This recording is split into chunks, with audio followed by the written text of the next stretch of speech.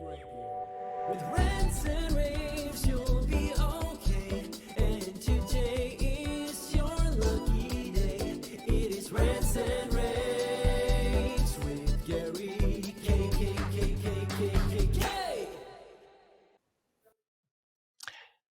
Good morning, everyone. This is Gary K, and welcome to another edition of my Rants and Raves video cast. Obviously, I have a guest with me today, Rochelle Richardson, the Senior Vice President of Exhibitions and Event Services at AVIXA, the Infocom show people.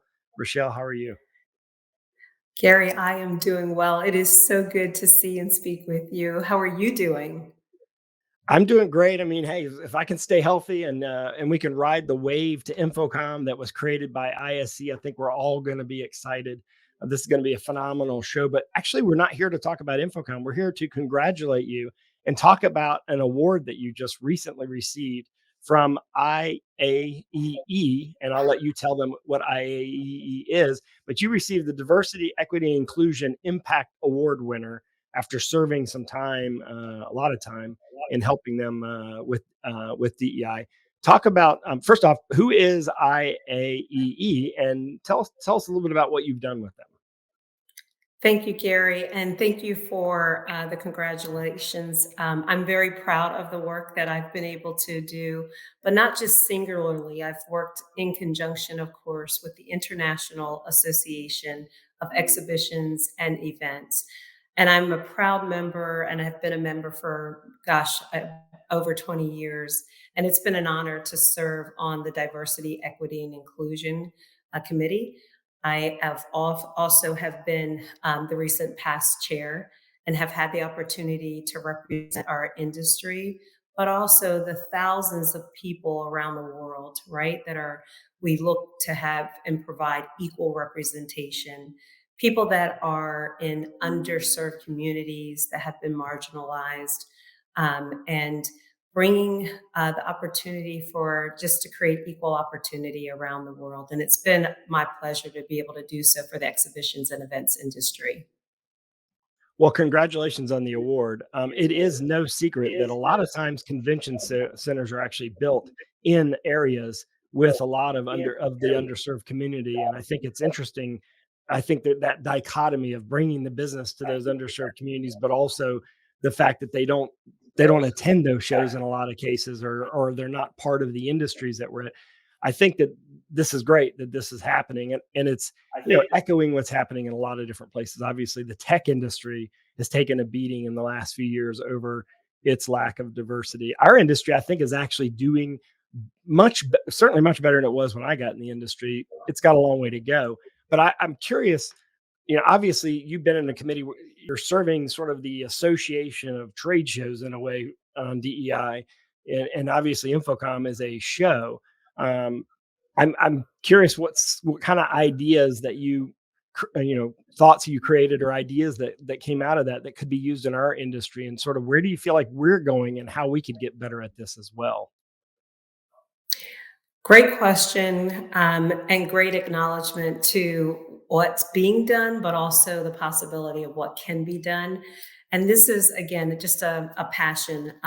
Being a female across multiple industries, across my 30 plus years of being in this part of the business, it's certainly creates an opportunity for a diverse group. And what we've been able to do is we created an education program of training to bring about just baseline foundational things that all businesses, all employees within those businesses, the workplace should be cognizant and mindful of diversity and equity and inclusive language. Also, just baseline training, being sensitive to unconscious bias, to not marginalize individuals or stereotype, or using certain words that can be discriminatory. And so it's been very interesting to be able to bring forth this education. As the chair, working with the committee, we were able to introduce those trainings across the IAEE program. I'm also very proud to have started the Diversity, Equity, and Inclusion scholarship. And so we issued our first scholarship last year in 2023 to a student going on to a 4-year program at Howard University. And the intent, of course, is to be able to issue one or more scholarships on an annual basis. So I'm very proud of that.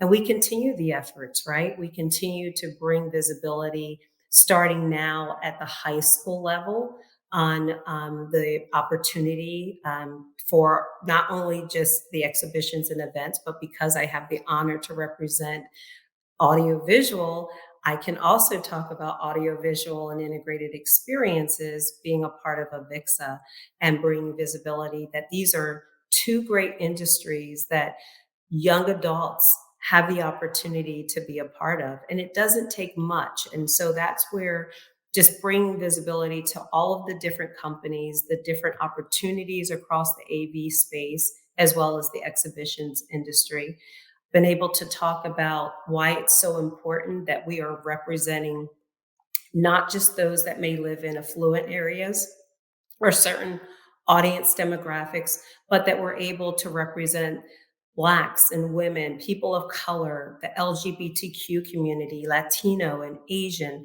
Indigenous veterans, and disabled individuals as well. So we've been able to really bring visibility and invite everyone to the campfire to have a seat around that campfire so that we're inclusive of all. And it's very powerful to see also and hear a lot of the success stories that when you speak to companies and when you invite such or you have such diversity within your organization, how it helps to improve the overall results within a company as well, because you're bringing so many different talents. And you're right, we are seeing improvement in our industry. I look at Infocom and our diversity across our stages. We have, of course, the Pass the Mic program.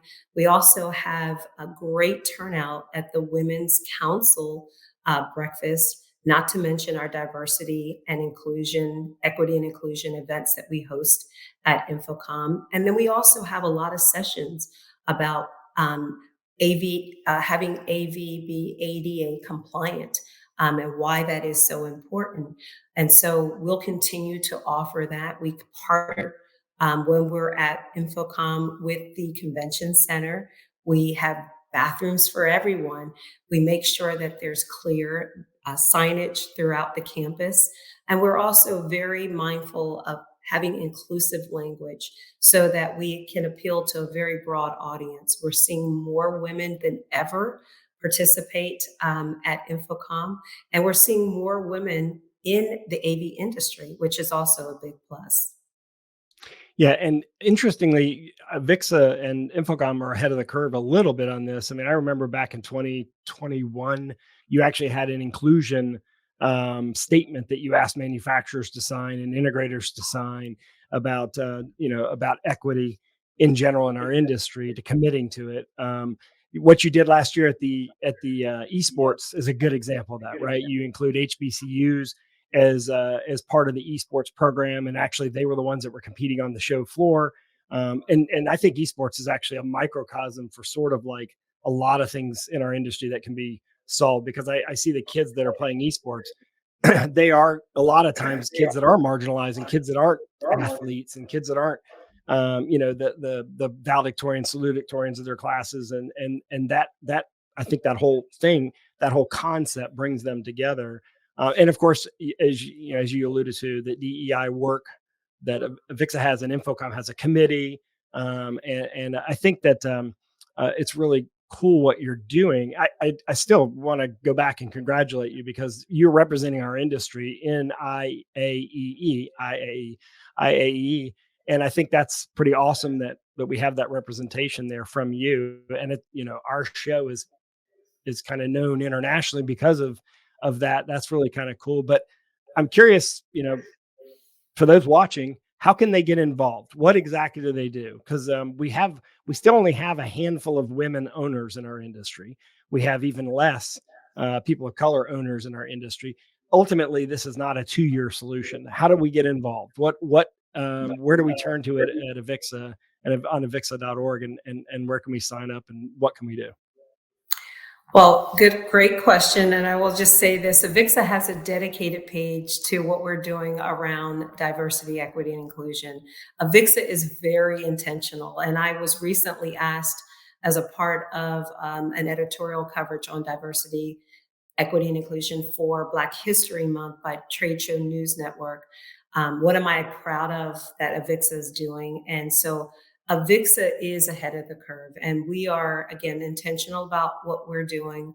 We focus a lot of our efforts on that. We have a dedicated webpage. We encourage individuals, of course, to be able to sign because we champion this. We encourage everyone to sign the AV Industry Pledge for Equitable Future, where anyone can sign up. But basically, you're making this pledge that when you sign up, that you're committing to drive inclusive behaviors within your company. And that's really important. So typically when someone signs their name to something, you're making that commitment. I know many of us, of course, within AVIXA signed it as well, but you have the opportunity to be able to do that. I also encourage people that have spoken or presented at InfoComm to get plugged in and pass the mic, encourage and welcome and bring in diversity for that next presenter at our event. Of course, we have selected many of our speakers for this year's program, but if you are involved in the community, invite others as well to be a part of that discussion. And then when you're at InfoComm, of course, come and be a part of our women's breakfast Thursday mornings at 7:30. And then also come and sit around the campfire within our AVIXA Exchange area live there on the trade show floor. We have a lot of live sessions as well on the technology innovation stage. And we encourage everyone to come and be a part of that, get plugged in. We meet in small groups, and then we have, of course, some large networking events, but there's plenty for everyone. More of our program will be announced, of course, over the next 14 weeks leading up to the show. And we just invite everyone to come and be a part of something big and something great. And I always say, people may not necessarily remember what you say, but they will absolutely remember how you make them feel. So come and be a part, and let's make everyone feel really good about being a part of the Pro AV industry at InfoComm this June. I'm excited about InfoComm in June for lots of reasons. Obviously, there's been great growth in our industry, and that's going to be exciting. But I also am excited about all the initiatives that you're doing. To learn more about AVIXA, go to avixa.org, avixa.org. But also check out infocommshow.org, because that's where everything InfoComm is, including all these educational sessions that Rochelle's referring to, and all the work and all the things they're going to have on the show floor are outlined there as well. Go ahead and register. And we actually have a free code. You can register using rAVe, rAVE. That's easy to remember. And you get a free code to get in. But back to what we started. Congratulations on this award. Thanks for representing our industry, and let us know what we can do more, because obviously this is not going to be solved in a year or two. And as you were talking, it's interesting. I was thinking, even the terminology and the sort of what is considered social norms shifts almost on an annual basis, and it shifts because of these types of initiatives.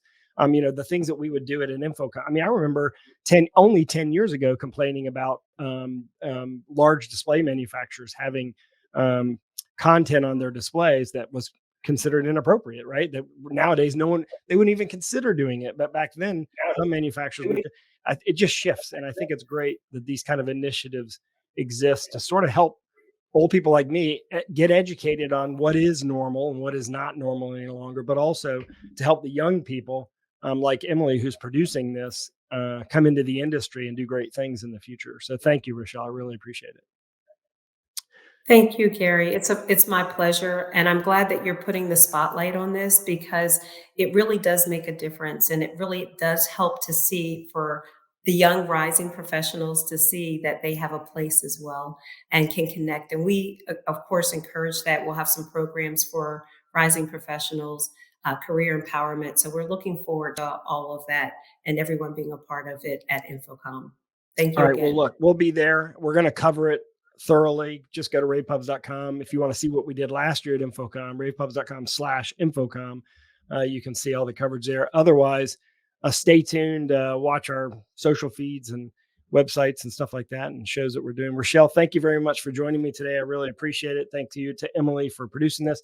And we got lots more coverage. This is the barely scratching the surface of all the stuff we'll cover at InfoComm. We kind of just barely talked about it, but we're excited about the year. So, Rochelle, thank you very much for joining us. Everyone, thanks for watching. With rants and raves.